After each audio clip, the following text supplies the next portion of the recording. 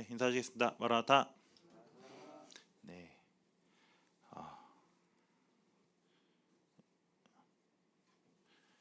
네, 추석 명절은 잘 보내고 오셨나요? 네, 다들 얼굴이 더 좋아지신 것 같습니다. 네, 이번 추석 너무 더우셨죠, 그렇죠? 예, 물론 제가 오래 살진 않았지만은 제가 경험했던 추석 중에서 제일 더웠던 추석이었지 않았나 생각이 드는데요.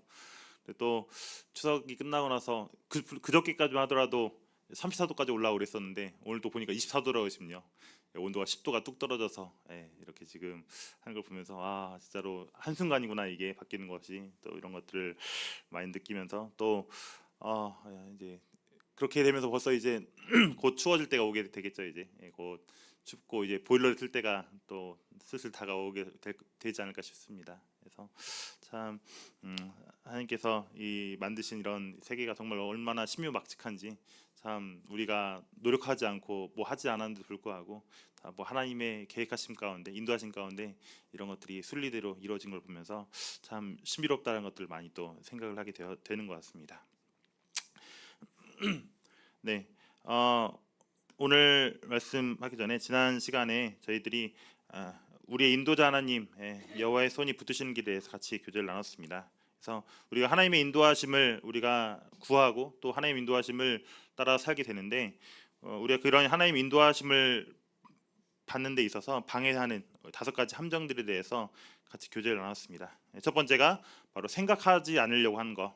그래서 우리 어떤 결정을 내릴 때 또 특히나 중요한 결정을 내림에 있어서 우리 어떤 감정이나 느낌 이런 것들을 신뢰하거나 또 내가 막연하게 생각하고 하는 것들, 이런 것들이 우리가 하나님 인도하심을 방해할 수 있다고 지난 시간에 같이 교제를 나눴습니다.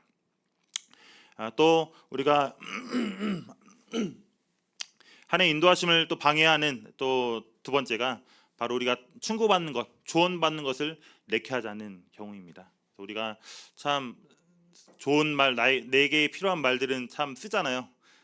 왜 부인하고 싶고 또 인정하고 싶지 않은데 또 그것들을 받아들여야지, 또 우리가 정말 하나님의 인도하심 무엇인지 또 우리를 더 하나님의 그 뜻에 맞출 수 있기 때문에 우리가 항상 우리 주변에 나를 조언해주고 충고해준 것에 대해서 더 귀를 기울여야 됩니다. 세 번째로는 우리가 스스로를 의심하는 것. 그래서 막연하게 자기에 대해서 자신감을 가지고 또 내가 생각하는 건 다 옳다라고 생각하는 경우가 있는데, 그게 아니라 내 생각이 아닐 수도 있다, 또 잘못될 수도 있다라는 것들을 항상 우리가 생각하고 또 기억을 해야 될 것입니다. 또 하나는 우리가 세 번째는 정반대로 다른 사람들의 말을 전적으로 신뢰하는 것. 하나님의 말씀보다 또 하나님의 인도하심보다 그냥 다른 사람의 말에만 따라가는 것들도 분명하게 하나님 인도하심을 방해할 수가 있습니다. 그리고 마지막으로 5번째는 우리가 기다리지 못해서 우리 하나님 인도하심을 놓칠 수가 있다는 것입니다. 그래서 하나님께서는 분명히 한 번에 한 걸음씩만 인도하십니다. 그 이상을 인도하지 않으십니다. 그래서 우리는 그 한 걸음 한 걸음을 한 발자국씩 하나님을 우리가 따라가야 되고, 또 그 목소리를 들으면서 우리가 하나님 인도하심을 쫓아가야 될 것입니다. 그렇게 될 때, 특히나 우리가 이게 맞나 안 맞나 우리가 헷갈리게 될 때는 좀 더 기다려보고 더 기도해보고 하는 것이 또 지혜롭게 나중에 후회하지 않는 하나님 인도하심 받는 방법이라고 할 수가 있겠습니다. 그래서 우리가 그 인도하심을 따라 살게 되었을 때 평탄한 길이 열린다고 말씀드렸을까요? 그게 아니라고 말씀드렸었죠. 오히려 하나님의 인도하심을 따르면은 우리에게는 좋고 평탄한 길만 가는 것이 아니라 우리에게 또한 새로운 문제들이 생깁니다. 주님을 따라가지 않았을 때 주님을 따라가지 않았으면 겪지 않았을 여러 가지 고립이나 또 비난이나 또 친구들로부터 버림받거나 또 온갖 종류의 좌절들을 우리가 경험할 수 있게 된다는 겁니다. 그래서 우리가 이런 문제를 겪게 됐을 때 내가 잘못 선택해서 이런 것을 아닐까라고 우리가 걱정할 필요가 없다는 겁니다. 물론 우리가 이런 일들을 겪게 되면은 우리 스스로 돌아보게 되겠죠. 내가 정말로 하나님 인도하심을 따라 살고 있는지를 돌아보게 될 텐데, 하나님 인도하심을 따르지 않는 순간에도 이런 문제들이 생기지만은 하나님의 인도하심을 따른다 할지라도 우리에게는 문제들이 생긴다는 것을 우리가 잊지 말고 당황해서는 안 된다는 겁니다. 그래서 우리가 성경에도 많은 그런 고난을 경험했던 사람들이 나옵니다. 이스라엘 백성들, 예수님의 제자들, 사도 바울, 예수님 까지도 이 하나님 인도하심을 받으면서 이 고난을 경험했기 때문에 우리는 이 길을 의심하지 않고 또 계속해서 이 길을 떠나지 않고 주님을 쫓아 하나님 인도하심을 받아야 될 것입니다. 그리고 이제 마지막이 지난 시간에 가장 중요한 지점이었었는데요.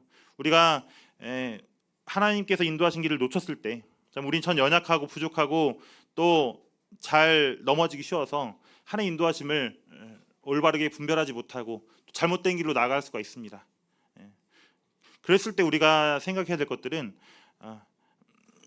하나님께서 그때 요엘 2장 25절 26절 말씀을 통해서 우리가 그 순간은 잘못된 선택을 해서 우리가 어려움을 겪고 고난을 겪을 수 있지만은 우리가 언제든지 하나님께로 돌아가게 되면 하나님께서는 내가 받아야 될 이 땅에서의 복을 하나님께서는 계속해서 우리에게 버리지 않으시고 계속 남겨놓으셨다가 우리에게 허락하신다는 겁니다. 그래서 우리 그때 보시면 알겠지만 메뚜기가 먹은 횟수대로 너에게 갚아주시겠다. 그래서 우리가 잘못된 선택을 한다고 해서 우리의 유익이 줄어드는 것이 아닙니다.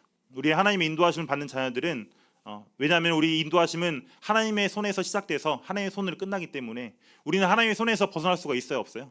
없습니다. 그렇기 때문에 우리는 그 인도하심을 따라 또 주님을 쫓아가 살게 되면은 우리는 하나님께서 허락하신 우리의 약속하신 것들을 충분하게 얻을 수 있고 또 순간 놓친다 할지라도 언젠간 다시 하나님께서 회복시켜 주심으로 인해서 우리는 다시 그것들을 누릴 수 있게 된다는 것입니다. 그래서 우리가 이 길이 잠시 헤맨다 해서 너무 당황할 것이 아니라 다시 우리가 길을 헤맨다 생각했을 때 곧바로 우리 하나님을 눈을 들어서 우리 하나님을 바라보고 그 하나님을 바라보게 되면 하나님께서는 그 즉시 거기서 내가 갈 수 있는 최선의 길로 인도하시고 또 그 길을 통해서 하나님께서 선을 이루신 것들을 우리가 목격할 수가 있게 될 것입니다.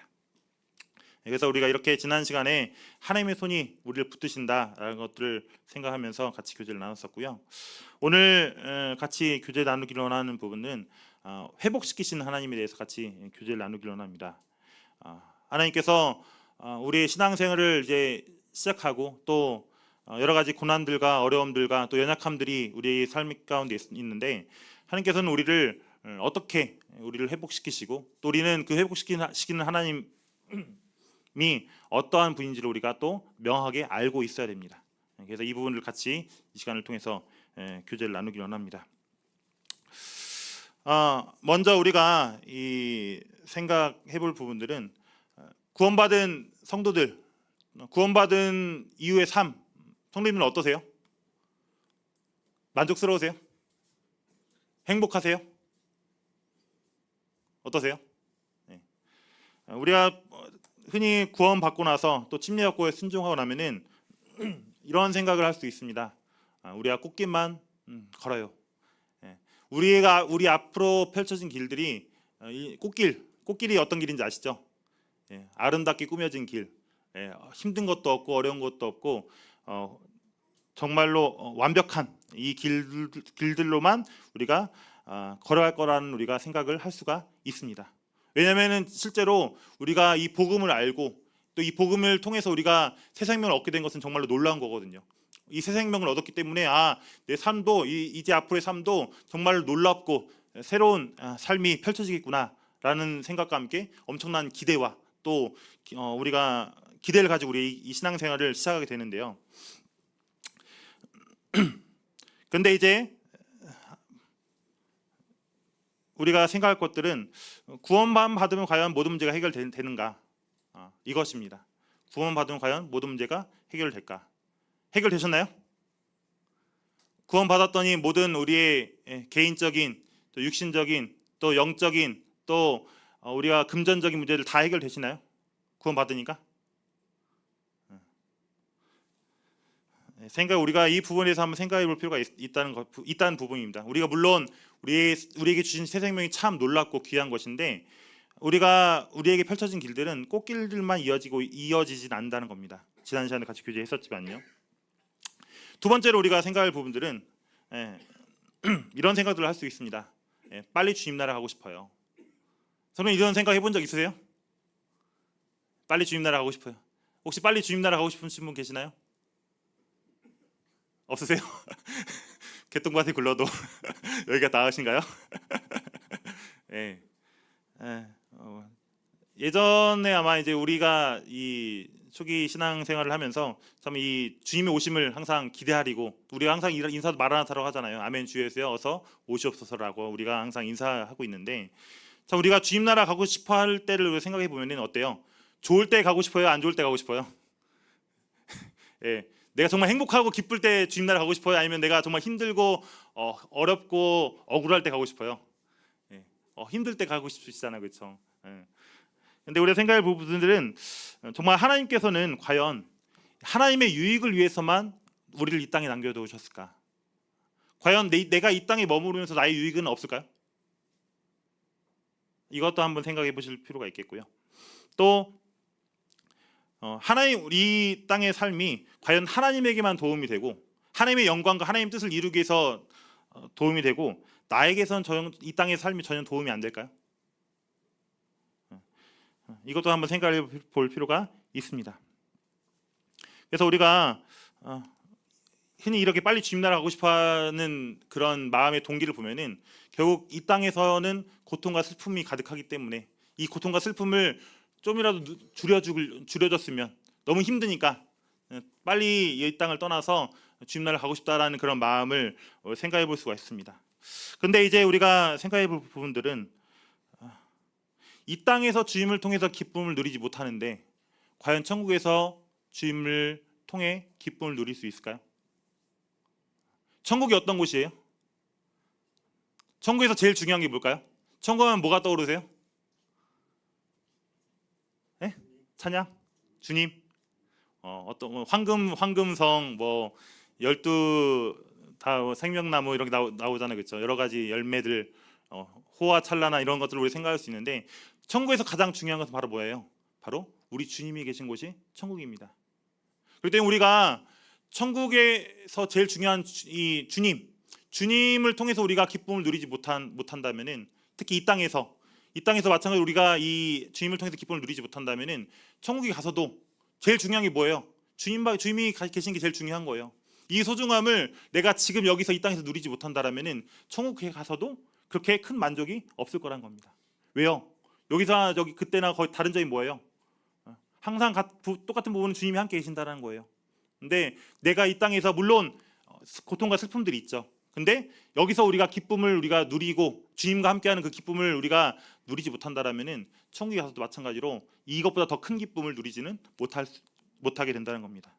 그래서 하박국 선지자 그랬죠. 무화과 나뭇잎이 마르고 포도 열매가 없으며 감람나무 열매가 그치고 논밭에 식물이 없어도 우리의 양떼가 없고 외양간 송아지 없어도 난 여호와로 뭐 한다고요?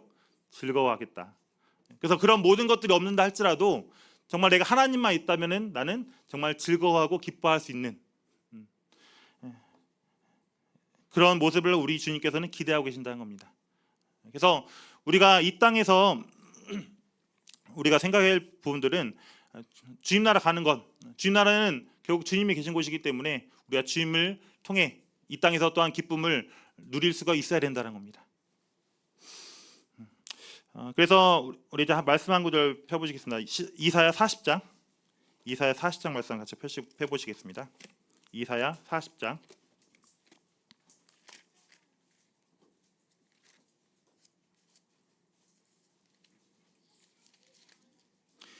이사야 40장 11절 말씀 같이 읽겠습니다. 이사야 40장 11절. 자, 시작. 그는 목자같이 양떼를 먹이시며 어린 양을 그 팔로 모아 품에 안으시며 젖먹이는 암컷들을 온순히 인도하시리로다. 네. 우리가 생각할 부분들은 말씀에도 기록되어져 있지만은 이 어린 양을 그 팔로 모아 품에 안으시는 이 우리 주님의 목자의 모습을 볼 수 있습니다. 그래서 우리는 어린 그리스도인들, 구원받고 얼마 안 된 이런 그리스도인들은 정말 하나님께서 이 온유하게 그 팔로 안으시고 또 그 팔로 우리를 격려하십니다. 왜요? 어린아이들, 갓난아기들은 어때요? 아무것도 할 수 있는 게 있어요? 없어요? 없죠. 먹는 것, 자는 것, 또 배변 보는 것까지 다 부모가 옆에서 도와줘야 되죠. 그렇죠? 그렇기 때문에 마찬가지로 어린 그리스도인들도 마찬가지로 이 주님의 돌보심, 매 순간마다 이 돌보심을 특히 어린 그리스도인 더 많이 느낄 수가 있습니다. 근데 어때요? 아기가 점점점 뭐 할까요? 성장하죠. 성장하면 어떻게 될까요? 지금까지 부모가 다 해줬던 것들 이제 슬슬 누가 하기 시작해요? 본인이 스스로 할 수 있게 부모님 옆에서 도와준 역할들을 하게 됩니다. 그래서 고린도전서 10장 말씀 같이 보시겠습니다. 고린도전서 10장 고린도전서 10장 말씀. 고린도전서 10장 13절입니다. 같이 읽겠습니다. 시작. 사람이 감당할 시험 밖에는 너희가 당한 것이 없나니 오직 하나님은 미쁘사 너희가 감당하지 못할 시험 당함을 허락하지 아니하시고 시험 당할 즈음에 또한 피할 길을 내사 너희로 능히 감당하게 하시느니라. 하나님께서는 이제 우리가 어느 정도 성장하고 컸다라 생각하면은 우리를 아기 수준에서 머물러 있기를 바라실까요? 아닐까요?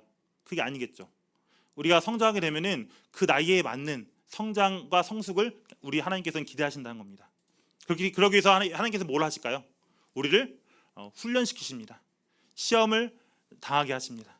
그래서 우리가 그 연수에 맞는 또 그 나이에 맞는 행동들을 할 수 있게 우리를 연단시키고 훈련시키신다는 겁니다.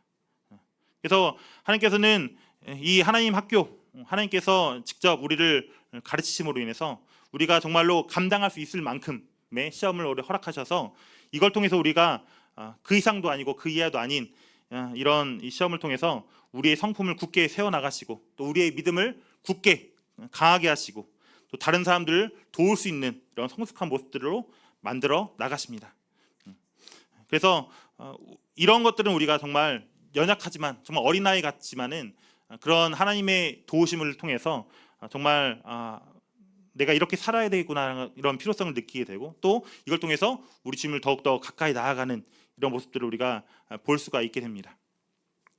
그래서 우리가 이 그리스도인들이 하나님과 동행해 나갈 때 유혹과 갈등들이 생기는 것 경험해 보셨나요? 하나님 열심히 섬기려고 하는데 여러 가지 유혹과 갈등이 있어요. 경험해 보셨죠? 그렇죠? 이런 것들이 없을 수가 있을까요? 네, 없을 수가 없다는 겁니다. 우리가 신앙생활을 하면서 우리에게 생기는 유혹 또 우리에게 생기는 갈등 이런 갈등들은 당연히 내가 죄가 많아서 뿐만 아니라 하나님께서 우리를 연단시키기 위해서 우리를 훈련시키기 위해서 위하시기 때문에 이런 것들을 우리가 이상하게 생각해 볼 필요가 없다는 겁니다. 그래서 우리는 이런 하나님께서 우리를 훈련시키고 있다, 연단시키고 있다는 사실을 우리는 항상 기억을 해야 됩니다. 그럼 이제 우리가 또 생각할 부분들은 잘못된 또 치료책을 생각하는 경우가 있습니다. 제가 요즘 감기에 걸려가지고 그저께였죠. 그저께 갑자기 딱 일어났는데 엄청 기침을 했는데 기침을 세게 하는데 가슴이 엄청 아프더라고요. 그래서 나 폐나 목이 좀 문제가 있지 않나라고 해서 병원을 갔어요. 병원을 가니까 의사 선생님이 딱 진찰을 하시더니 뭐라고 얘기한지 아세요? 어떻게 얘기했을까요? 네, 얘기는 했더니 목이 간질간질한 거는 코에 있는 콧물이 밑으로 내려가서 그런 거다. 그래서 나는 목감기가 아니라 저는 코감기다라고 얘기를 진단을 해주시더라고요. 그래서 이게 그걸 보면서 느꼈던 것들이 내가 정말 진단을 잘못하면은 내가 정말 엉뚱한 약을 먹을 수도 있겠구나라는 것들을 생각이 되었습니다. 내가 내 생각대로 내가 목이 안 좋으니까 목 좋은 걸 먹어야지 했는데 나을까 안 나을까요? 그게 아니었겠죠. 코를 닫는 걸 해야 되는데 목을 닫는 걸 하면 의미가 없겠죠, 그렇죠? 그래서 우리가 아무리 좋은 약을 할지라도 우리가 적절한 진단과 치료책이 뒷받침되지 않으면은 이것들은 우리가 문제가 될 수 있다는 겁니다. 우리의 마찬가지로 우리의 영적 상태에서도 우리의 영적 상태가 어떠하냐에 따라서 우리가 정확하게 진단하고 또 그거에 따라서 우리가 치료책을 할 필요가 있는데 잘못된 치료책들이 좀 몇 가지들이 있습니다. 이걸 같이 한번 교제를 나누기로 하는데요. 첫 번째는 내가 어떤 어려운 문제들이 생기거나 어려움들이 생겼을 때 이런 생각을 할 수가 있습니다. 내가 더 열심히 했었어야 됐는데, 내가 좀 더 잘했어야 됐는데, 이런 후회나 아쉬움들이 들 수가 있습니다. 물론 이제 우리가 우리 어려움 우리 어려움들을 겪게 되면은 우리 스스로를 돌아보게 되겠죠. 내가 무슨 잘못이 있나, 왜 이런 잘못들이 생겼나 살펴보게 되겠죠. 근데 그것에 대해서 내가 더 내 열심히 부족하니까, 내가 더 잘해야 되니까 라는 것을 하게 되면 어떻게 될까요? 예. 하나님께 나아가기보다는 내가 더 뭔가를 하려고 노력합니다. 내가 스스로가 처방전을 내리려고 노력을 할 수가 있다는 겁니다. 그래서 우리가 내가 더 열심히 한다는 거, 우리가 어떤 문제가 생겼을 때 이것들이 하나님께로 나아가는 것이 아니라 나의 초점을 맞추게 되면은 내가 잘못된 치료책을 내가 내릴 수가 있다는 겁니다. 이 모든 문제들이나 어려움들은 온전히 하나님을 바라보기 위한 이 도구들인데, 그러지 않고 단순히 내가 좀 더 해야지 이런 것에 초점을 맞추게 되면은 이런 것들이 잘못된 자기 의를 구하는 삶이 될 수가 있다는 것입니다. 또한 두 번째는 이런 생각을 할 수가 있습니다. 시간이 지나면 더 나아지게 되겠지. 지금 참 어려운데 시간 지나면 좀 더 괜찮아지겠지라고 생각할 수 있습니다. 근데 여기 계신 어른들 어떠세요? 옛날이 더 힘드세요? 지금이 더 힘드세요? 옛날에 겪었던 고난이 더 힘드세요? 지금 겪는 고난이 더 힘드세요? 점점점 고난이 더 줄어드시나요? 커지시나요? 지난번에 주일 말씀도 교제 나누셨죠? 처음에 10kg 덤벨 들는 수준이었는데 점점 덤벨의 무게가 올라간다라고. 하나님께서 그 감당할 수 있는 만큼 계속해서 그 연단의 양을 늘려가신다는 겁니다. 그래서 우리가 어려움이 찾아오게 됐을 때 그냥 참는 것, 버티는 것, 이것만으로는 우리가 해결책이 되지 않는다는 겁니다. 단순히 내가 이 문제들이 있어서 도망치고 피한다고 해서 이 문제들을 해결할 수가 없다는 겁니다. 그래서 우리는 막연하게 좀만 더 버티면 괜찮아질 거라고 생각하는 것들은 이것도 아니란 생각이 될 수 있다는 것입니다. 그래서 이런 잘못된 이 치료책의 결과로 우리에게는 영적 미성숙 상태가 찾아오게 됩니다. 우리가 아까 말씀드렸지만은 영적으로 자라가야 되잖아요. 성장하고 아기에서 어린이로, 어린이에서 청소년으로, 청소년에서 어른으로 우리가 성장을 해 나가야 되는데, 이런 잘못된 치료책들을 사용하게 됐을 때 우리에게는 영적 미성숙이 찾아오게 됩니다. 성장해야 되는 성장하지 못하고 또 같은 시기의 또래보다 뒤떨어지는 이런 것들을 우리가 볼 수가 있게 됩니다. 대표적인 증상들을 보면은 첫 번째가 이제 이런 경우가 있습니다. 번아웃 온다고 얘기하죠, 그렇죠? 탈진, 더 이상 너무 힘들어서 아무것도 못 하겠어요라는 상태가 온다는 겁니다. 왜 그럴까요, 이게? 아까 첫 번째 이 치료책, 내가 더 열심히 해야지, 내 노력이 부족해서 그래.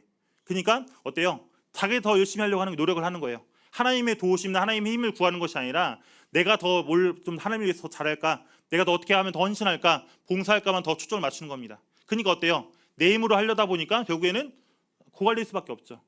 내 힘은 한계가 있는데. 그렇기 때문에 이것으로 인해서 우리가 번아웃, 영적 탈진 상태가 올 수 있게 된다는 겁니다. 또 이런 이 잘못된 치료책으로 인해서 또 다른 성도들을 용납하지 못하는 경우가 있습니다. 내가 열심히 하니까, 특히 열심히 하신 분들은 항상 그러죠. 열심히 하지 않는 분들이 보이죠, 그렇죠?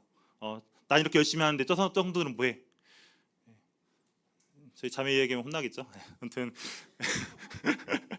저희 자매는 항상 설거지를 뭔가 하면은 저도 같이 하기를 바래요. 제가 뭔가 자매가 일을 하고 있으면은 저도 같이 뭔가 집안일을 하든지 아기를 보든지 하길 바래요. 근데 자매가 일을 하는데 제가 뭔가 안 하고 있으면은 뭔가 항상 이것 좀 해 계속 이 얘기를 해요. 그러니까 그게 일을 하는 사람 입장에서는 그게 보인다는 거죠, 그렇죠? 난 이렇게 열심히 하고 있는데 저 사람 뭐 하고 있어? 이렇게 생각이 들 수가 있다는 겁니다. 또 세 번째로 우리가 이제 이 잘못된 치료책으로 말미암아 무책임한 결과가 올 수 있습니다. 우리가 어떤 일이나 문제에 대해서 문제가 생기면은 그거에 대해서 책임지고자 하는 마음, 이런 마음들이 들어야 되는데, 그게 아니라 문제가 생기면은 항상 이거 누구 때문이야, 누구 잘못이야라고 핑계대고 탓하기 일수라는 것입니다. 이런 것들이 바로 영적인 미성숙의 하나의 모습입니다. 진짜로 성숙한 사람은 어떻게 생각할까요? 오히려 스스로가 미안하다고 용서를 구하고 또 내가 잘못했어라고 스스로 인정하고 책임지려고 하는 태도, 이런 것들이 바로 영적인 성숙한 모습인데 그러지 않은 모습들이 바로 이런 미성숙한 모습들입니다. 또 하나 부분들은 자기 일에만 열중하고 있는 경우입니다. 자기 일에 열중하는 게 잘못된 건가요? 그게 아니죠. 근데 뭐가 문제예요? 자기 일에만. 자기 일만 열심히 하는 겁니다. 다른 사람들이 뭐 어떻게 하든지 간에 잘하든 못하든 나만 잘하면 되지라는 생각. 이런 것들 마찬가지로 이런 영적인 미성숙의 모습들입니다. 그래서 우리는 이런 신앙생활에 어려움들이 찾아오게 되었을 때 하나님께서 우리를 연단하시고 단련시켜 나가십니다. 근데 우리가 그것들을 어떤 자꾸만 그 고난과 어려움들을 피하려고만 하고 또 시간 지나면 나아지겠지라고 막연하게 우리가 생각하게 된다면 또 내 노력으로 이 모든 문제를 해결하려고 노력하게 된다면은 우리는 영적으로 성숙할 수가 없고 이런 미성숙한 모습들을 우리가 보일 수가 있게 된다는 것입니다. 그래서 우리는 이 가장 좋은 치료책이 바로 뭘까요? 가장 중요한 치료책 바로 하나님의 은혜를 기억을 해야 되는 겁니다. 우리가 구원 어떻게 받으셨어요? 뭐 때문에 받으셨어요? 너희가 그 은혜로 인하여 믿음으로 말미암아 구원을 받았나니 말씀하고 계시죠, 그렇죠? 우리의 모든 시작은 바로 이 은혜입니다. 은혜로 시작해서 은혜로 끝나게 됩니다. 근데 이 은혜를 우리가 처음 구원받은 그 은혜를 구원받았을 때만 우리 생각하는 것이 아니라 우리의 매 순간 삶 가운데서 우리가 이 은혜를 항상 잊지 말고 살아야 됩니다. 그럼 이 은혜가 뭔지 알아야 되겠죠. 이 은혜가 뭘까요? 바로 이 은혜라는 것. 같이 한번 읽어보겠습니다. 시작. 사랑과는 정반대되는 것을 받아 마땅한 사람들을 향해 하나님이 행동으로 베푸시는 사랑. 네. 은혜라는 것은 받을 만한 자격 있는 사람한테 주는 게 아니죠. 그건 어때요? 그거는 받을 만한 사람한테 주는 것은 그건 은혜가 아닙니다. 그렇지 못할 자격이 없음에도 불구하고 그런 사람들에게 하나님께서 사랑을 베풀어 주십니다. 근데 그 사랑이 말로만 하는 것이 아니라 행동으로 나타내고 계신다는 겁니다. 그래서 이 하나님의 은혜는 정말 스스로를 구원하고 싶어도 이 손가락을 까딱할 수 없는 이 죄인들을 향해서 하나님께서 하늘과 땅을 움직이시는 것이 바로 은혜입니다. 그리고 이 은혜를 통해서 이 죄인들이 하나님과 화목을 이루게 되었고 또 하늘나라에 받아들여지게 하기 위해서 하나님께서 자신의 독생자를 십자가로 기꺼이 보내셔서 특히 지옥에까지 내려가게 하셨습니다. 고린도서 5장 21절 보면 하나님이 죄를 알지도 못하신 이를 우리를 대신하여 죄로 삼으신 것은 우리로 하여금 그 안에서 하나님의 의가 되게 하려 하심이라. 그래서 우리는 하나님의 이 죄, 하나님께서 이 죄를 알지 못하신 예수님을 이 땅에 보내셔서 우리를 얼마만큼 사랑하시는지를 그 사랑을 나타내 주셨습니다. 그렇다면 우리는 이 은혜가 왜 주어졌는지 우리는 생각을 해야 되겠죠. 은혜가 왜 주어졌을까? 은혜의 목적. 은혜는 왜 우리에게 주어졌을까요? 은혜의 목적은 바로 우리와 하나님과의 관계를 회복시키기 위해서 주어졌습니다. 우리가 이 하나님의 아들을 믿음으로써 하나님이 우리 죄를 용서해 주시고 그 회복된 관계 기초를 놓으신 것은 우리가 이후로 이제는 주님과 교제하면서 살도록 하기 위해서 우리에게 은혜를 베풀어 주신 겁니다. 그냥 은혜를 받은 것이 아니라 하나님과 교제하기 위해서 우리를 주신 겁니다. 그래서 성경에 나오죠. 은혜를 헛되이 받지 말라라고 말씀하고 계십니다. 헛되이 받는 게 바로 무슨 말일까요? 이 목적을 우리가 잃어버리고 은혜를 받지 말라는 겁니다. 은혜의 목적이 바로 뭐라고요? 하나님과 교제하는 거라고요. 교제하고 하나님과의 그 관계를 회복시키는 것. 이것이 바로 은혜의 목적입니다. 그래서 하나님께서는 우리를 새로운 피조물로 만드셨습니다. 그런즉 보라 새 것이 되었도다라고 말씀하고 계시죠, 그렇죠? 그렇게 만드신 이유는 우리가 주님을 향해서 우리의 사랑과 우리의 믿음, 또 우리의 기쁨, 우리의 소망, 우리의 순종을 보여드리도록 우리가 하기 위해서 우리를 그렇게 새로운 피조물로 만드신 것입니다. 그래서 우리는 하나님과 관계가 회복되면서 우리가 정말 사랑이 무엇인지를 깨닫게 되죠. 이런 게 사랑이구나. 하나님께서 내게 해주신 것이 정말 사랑이구나. 또 믿음이란 건 바로 이런 거구나. 하나님께서 정말 나를 위해서 이렇게 해주신 것들을 믿는 것이 과연 믿음이구나. 그리고 기쁨, 우리에게 참된 기쁨을 허락하시고, 또 우리의 참된 소망을 허락하시고, 또 항상 우리가 하나님 말씀에 불순종했던 자들이었는데 진짜로 우리 주님께서 하신 그 순종을 보면서 이런 것들이 우리의 순종이구나라는 것들을 우리가 이 새로운 피조물이 되어서 우리가 그것들을 경험하고 느낄 수가 있게 됩니다.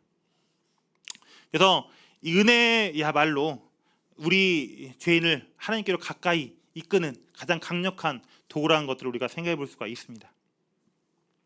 그렇다면 이 은혜는 어떤 우리에게 역할들을 할까요? 은혜 역할. 우리는 이 은혜를 통해서 뭘 받았을까요? 구원을 받았다고 말씀드렸죠. 우리가 정말 이 복음을 통해서 구원을 얻는 놀라운 일들을 경험했습니다. 근데 이제는 이 은혜가 우리의 구원 받은 이후에 어떤 역할들을 할 것이냐, 바로 우리가 하나님을 꼭 붙잡는 법을 확실히 배우도록 하신다는 것입니다. 하나님께서는 우리를 세상과 육신과 또 사탄의 공격으로부터 막아주시거나, 또 우리가 좀 부담되거나 저절되는 환경으로부터 우리를 보호해 주시거나, 또 나 자신의 연약함으로 인해 생겨나는 문제거리들을 하나님께서는 막아주시지 않아요. 오히려 이 모든 문제들에 우리를 노출시키십니다. 그래서 이걸 통해서 우리가 정말 내가 얼마나 연약하고 부족한 존재인지를 깨닫게 하시고, 또 이걸 통해서 우리가 더 어떻게 돼요? 그렇게 알게 되니까 더 하나님께 매달리게 되겠죠. 정말 나는 별거 아닙니다. 정말 하나님만이 나의 전부입니다를 고백할 수가 있게 되는 겁니다. 그래서 우리 삶에 정말 어려운 일들, 또 이런 괴로운 일들, 좀 당혹스러운 일들이 생기는 이유는 바로 우리가 하나님을 꼭 붙잡도록 하기 위해서 이 모든 일들을 허락하셨다는 것입니다. 시편 말씀 보면 어떤 말씀들이 많이 나오나요? 주는 나의 힘이요, 반석이요, 요새시요, 이런 말들이 많이 나오잖아요, 그렇죠? 성경의 많은 부분들에서 하나님이 정말로 얼마나 나의 든든한 요새이시고 방패이시고 또 산성이시고 또 강력한 힘인지를 성경 여러 구절을 통해서 말씀하고 있습니다. 왜 그럴까요? 그 말들은 다 그 시를 썼던 작가들이 다 어땠을까요? 상상한 걸까요? 그게 아니라 직접 본인들이 경험을 한 것들을 쓴 겁니다. 그래서 하나님께서는 무엇에 관심을 갖고 계시냐, 하나님께서는 어디에 관심을 두고 계시냐를 생각하게 될 때, 하나님께서는 우리가 참으로 하나님과 관계를 회복하고 하나님과 교제하면서 더욱더 하나님을 간절히 의지하고 찾기를 바라고 계신다는 겁니다. 그래서 우리는 여기에 더 많은 시간을 쏟아야 돼요. 우리가 하나님을 위해서 봉사하고 헌신하고 중요합니다. 근데 우리가 이 하나님과의 교제하는 것, 또 하나님께 더욱더 나아가는 시간을 우리가 계속해서 투자하지 않으면 우리는 하나님의 그 목적에서 우리는 은혜에서 벗어난 삶을 우리가 살아갈 수도 있다는 것입니다. 그래서 베드로서 3장 18절은 이렇게 말씀하고 있어요. 같이 한번 읽어보겠습니다. 시작. 오직 우리 주 곧 구주 예수 그리스도의 은혜와 그를 아는 지식에서 자라가라. 자, 어디서 자라가라라고 말씀하고 계시나요? 네, 그리스도의 은혜와 그를 아는 지식에서 자라가라라고 말씀하고 계십니다. 우리가 성장을 할 때는 이 두 가지를 가지고 성장을 해야 되는데, 바로 하나님의 은혜와 하나님을 아는 지식에서 성장해야 됩니다. 근데 하나님의 은혜가 뭐라고요? 하나님의 은혜는 바로 어떤 거라고 말씀드렸죠? 우리와 하나님 관계를 회복시키는 것, 하나님과 교제하는 것이라고 말씀드렸습니다. 그래서 우리가 자라감에 있어서 우리 부모와 우리 자녀들이 부모와 계속해서 의사소통을 하면서 부모를 배워가는 것처럼 우리 믿는 성도들은 우리의 영적 부모이신 하나님과 계속해서 소통하고, 또 하나님과 계속해서 그 관계를 맺어가면서 우리가 성장해 나가는 된다는 겁니다. 이것이 없이, 하나님과의 교제 없이 그냥 단순히 교회 열심히 나오고 말씀 보고 기도하는 거 물론 중요하죠. 근데 이제 우리가 그런 것들뿐만 아니라 이 하나님의 은혜에서 계속해서 자라가야지 한쪽으로 영적으로 미성숙한 모습이나 또 부족한 모습들이 나타나지 않는다는 것입니다. 또 하나는 이 말씀들이 있습니다. 디모데서 2장 1절입니다. 시작. 내 아들아, 그러므로 너는 그리스도 예수 안에 있는 은혜 가운데서 강하고. 네. 사도 바울이 디모데에게 편지한 내용인데요. 어디서 강하라고 말씀하고 있나요? 은혜 가운데서 강해라. 그냥 강해라가 아니라 은혜 가운데서 강해라라고 말씀하고 있습니다. 이 은혜가 바로 뭐라고요? 하나님과의 관계를 회복하는 것. 하나님과의 그 관계 속에서 우리가 강해져야 됩니다. 나 혼자 강해지는 것이 아니라, 우리 세상에 보면은 강한 사람들 많죠, 그렇죠? 뭐 미국 대통령이라든지 또 러시아 푸틴이라든지 스스로 강해 보이는 사람들이 많이 있어요. 권력자들도 많이 있어요.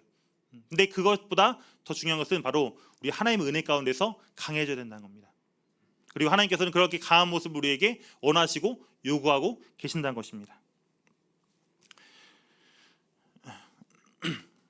그래서 이 은혜를 어려움과 이 은혜를 생각하면서 이 그림이 생각났습니다.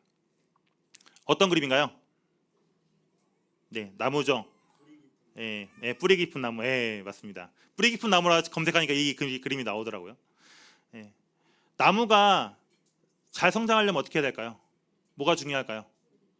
뿌리를 깊게 내려야 됩니다. 근데 이 뿌리는 언제 깊게 내릴까 건데요?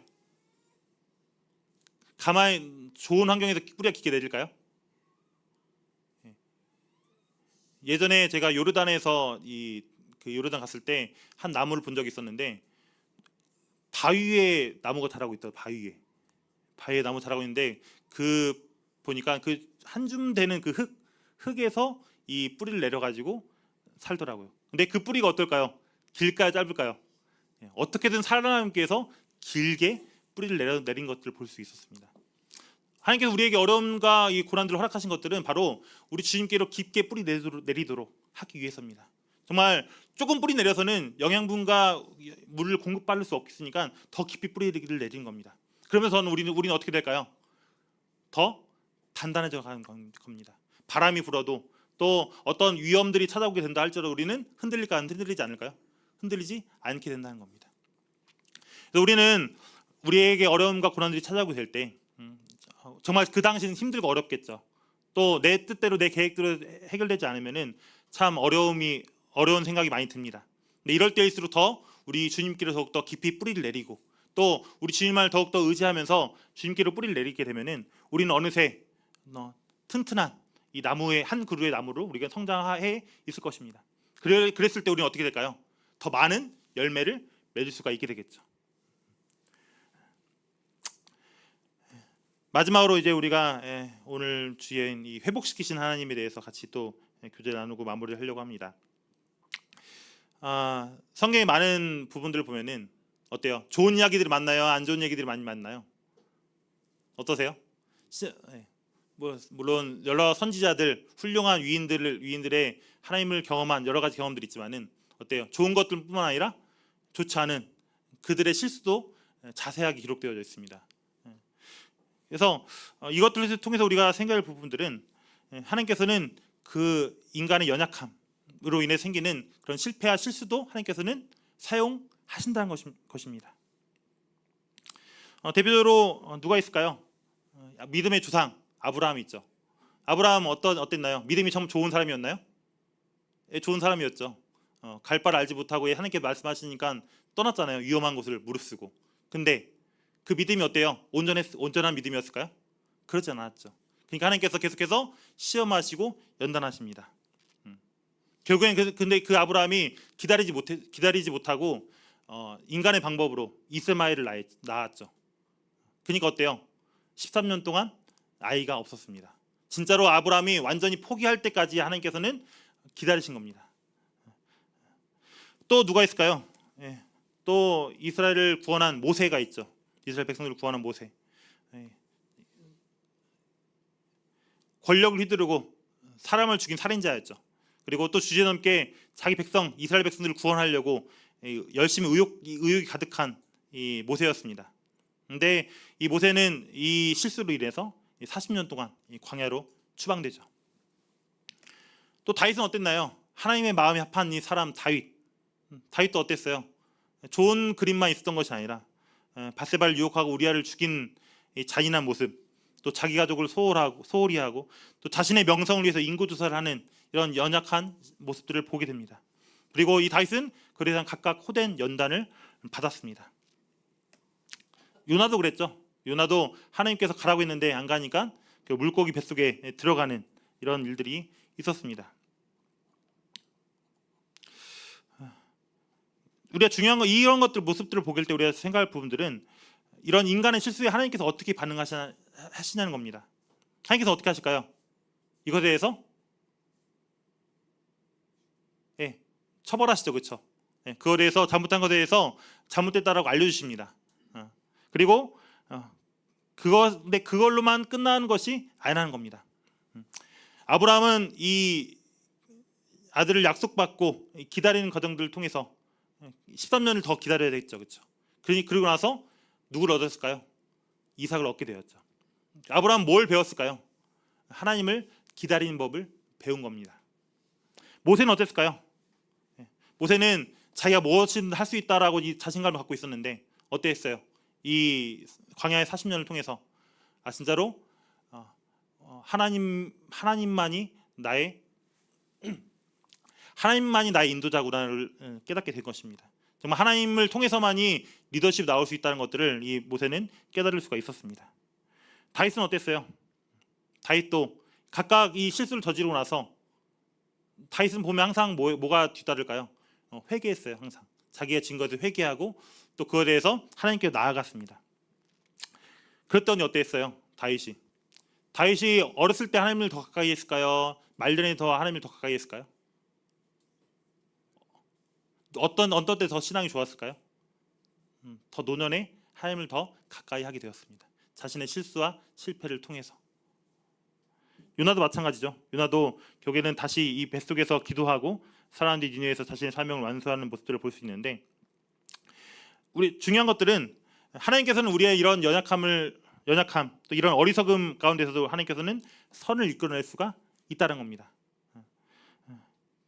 지난번에 유엘서 말씀 같이 봤었지만은 메뚜기가 먹어버린 그런 수년의 곡식들 하나님께서는 다 보상할 수 있는 능력이 있으시다는 겁니다. 그래서 우리가 생각할 부분들은 이 실패할 실수, 성도님들도 신앙생활 하시면서 이 앞선 이 신앙 믿음의 선배들처럼 잘하는 부분도 있겠지만은 물론 우리가 실패하고 실수하는 부분들이 있을 수 있습니다. 근데 그런 실수가 어때요? 좋아요, 안 좋아요? 부끄럽죠, 그렇죠? 가리고 싶고 그러죠. 그런데 이 실수와 실패가 없다라면은 과연 우리는 하나님께 더 나아갈 수 있을까요? 우리는 우리의 가진 이 연약함, 이 실수를 통해서도 하나님의 은혜를 경험할 수 있게 됩니다. 물론 이것에 대해서 대가를 치러야 되겠지만은 이걸 통해서도 더 우리는 하나님이 어떠한 분이신지, 정말 내가 얼만큼 하나님의 은혜를 받기에 합당하지 않은 자인지를 깨닫게 되고 더 우리가 하나님께로 나아갈 수 있는 바탕이 된다는 겁니다. 그래서 우리는 실패했을 때 내가 지금 실패했다고 느꼈을 때 어떻게 생각해야 될까요? 너무 부끄럽죠. 숨고 싶죠. 근데 우리가 생각해야 될 것들은 그 실패와 실수도 하나님께서 사용하신다라는 것. 또 내가 정말 큰 실수를 했어, 큰 실패를 했어 라고 생각할 수 있지만은 그것은 하나님 앞에서 가져가면 어떻게 될까요? 그것도 하나님께서도 마찬가지로 선으로 바꿔주실 수 있는 능력이 있다는 겁니다. 지금 당장 내가 잘못된 실수를 해서 내 인생이 엉망이 되고 잘못될 것 같다 생각이 들 수 있지만은 하나님께서는 그 실수마저도 하나님께서 사용하셔서 하나님의 뜻을 이루시고 우리가 참된 복을 누리는데 기여하신다는 것입니다. 그래서 우리는 기억해야 될 것들은 이런 실패와 실수를 마주하게 된다 할지라도 부끄러워하지 말고 또 당황하지 말고 그 즉시 하나님께로 돌아가야 됩니다. 그래서 하나님께서 나를 회복시키신다는 그 은혜를 믿고 우리가 주님께로 나아갔을 때 우리는 참된 주님의 은혜, 우리의 관계를 회복시키는 그 하나님의 은혜, 또 우리와 함께 교제하고 싶어자 하시는 그 하나님의 은혜를 경험하면서 참된 우리가 신앙의 성숙을 이뤄나갈 수가 있게 될 것입니다. 그래서 오늘 말씀을 마무리하면서 참 우리가 인생에서 좋은, 기쁜, 행복한 순간들도 있지만은 그렇지 않은 순간들이 오게 될 때 우리는 그 순간이 오게 되면 어떻게 될까요? 도망치고 피하고 싶죠. 어떻게 될지 답이 없죠. 그럼에도 불구하고 우리는 계속해서 우리 하나님께로 나아가야 됩니다. 왜? 그 어려움을 허락하신 이유가 바로 뭐라고요? 우리 주님을 간절히 붙들기를 원하시기 때문에 그 어려움들을 허락하셨다는 것들을 우리가 기억하면서 참 우리의 우리가 이 땅에서 살아가면서 수많은 문제들, 수많은 어려움들 더욱더 주님께로 깊이 뿌리 내려서서 주님께서 다시 오시게 될 때 정말 풍성한 열매 맺었구나, 정말 아름다운 성령의 열매를 맺었구나 칭찬받는 우리 완주봉독회 성도님이 되셨으면 좋겠습니다. 예상 마치겠습니다. 감사합니다.